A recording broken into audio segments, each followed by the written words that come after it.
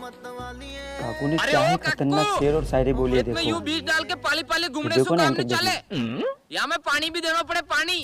हालत देखो हमारी, खेत बोल 2 रहे दिन हैं। और पानी नहीं मिला तो हम मर जाएंगे। अरे हाँ भाई, मेरे को भी पता है पानी देना, पर करूँ तो करूँ क्या?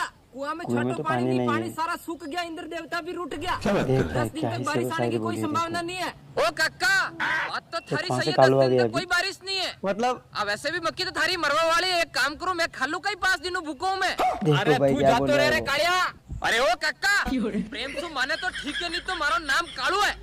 100 बिगाड़ो करूंगा, 100 पूरा बिगाड़ो खेत खत्म कर देगा वो तो। खेत पे रोने से अलावा और कहीं नहीं बचने वालों। तो भाई क्या बोल रहे हैं।